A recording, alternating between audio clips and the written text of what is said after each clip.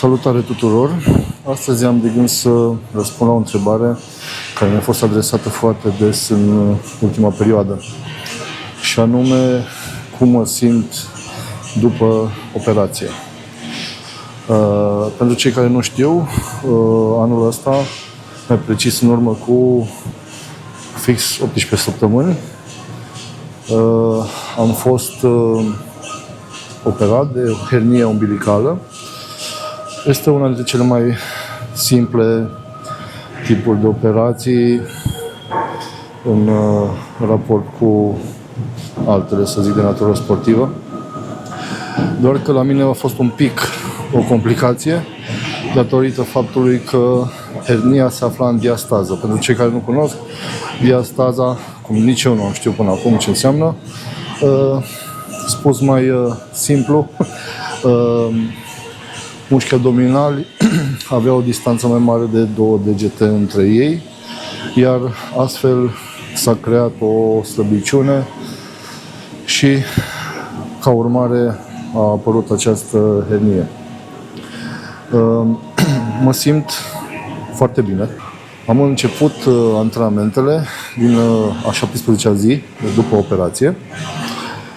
Antrenamente care au constat în exerciții foarte, foarte simple, care nu pun deloc presiune pe abdomen, pe încordarea abdomenului și așa mai departe. Făcând o comparație, atunci când tușeam în raport cu antrenamentele pe care le făceam la sală, presiunea abdominală era de 5-6 ori mai mare în momentele în care poate sau strănutam. Mă rog.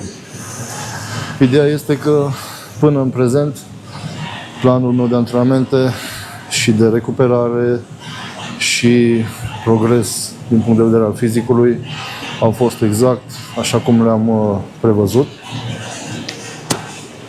Am avut progresele pe care le-am dorit, m-am recuperat foarte bine, foarte repede, fără nicio complicație, fără dureri, urmând ca targetul meu în primele 6 luni de când am suferit prima mea operație din viață să fie de o schimbare corporală, să zic așa. Am trecut un pic pe antrenamente mai mult de bodybuilding pentru a mă simți mai bine, mai fit, în paralel cu obiectivul de a nu slăbi în kilograme pe cântar. Greutatea mea corporală acum este 141 de kilograme, 141 dimineața pe stomacul gol, 142 seara. Atunci când am ieșit din spital, cred că aveam undeva la 136, iar înainte să intru în spital cu o zi, sau chiar în dimineața aceea, aveam 145. Ca o poveste am zis asta. Oricum, chestia asta nu este relevantă absolut deloc. Am încercat în perioada asta de 4 luni, cât au trecut până acum, mai urmează încă 2, să îmi ating un potențial din punct de vedere al fizicului pe care nu l-am avut până acum niciodată în raport cu masa musculară, grăsimea corporală și așa mai departe. Adică la kilogramele astea nu am fost niciodată așa de bine și să mă simt atât de bine pe cum mă simt acum. Deci, această operație a fost un pas în spate în obiectivele mele ce țin de sportul de forță, dar mulți alți pași în față pe alte poteci pe care le-am creat singur și drumuri pe care nu le vedeam până acum. Ideea e că am mai fost întrebat când concurez din nou și ce obiective am pe latura asta. Momentan, în octombrie, după cum unii dintre voi știți, am din nou deplasarea la Olympia în Las Vegas să particip la acest eveniment măreț, cel mai important și mai prestigios concurs de culturism, fitness și așa mai departe din lume. Un expo care se anunță cel mai mare până acum. Sunt 60 de ani la împlinirea înființării Mr. Olympia.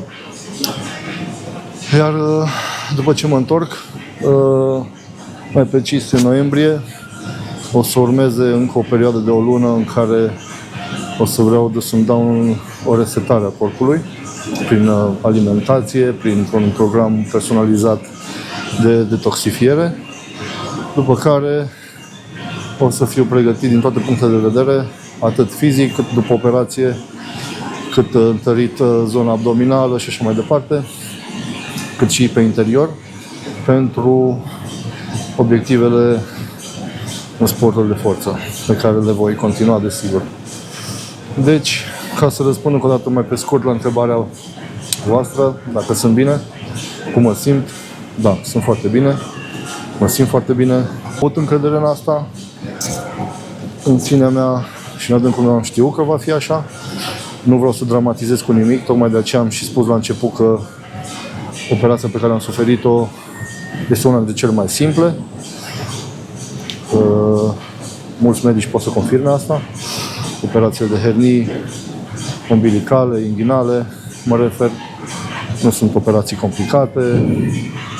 La mine a fost necesară o reparare extra, ca să zic așa, a abdomenului, acelei diastaze,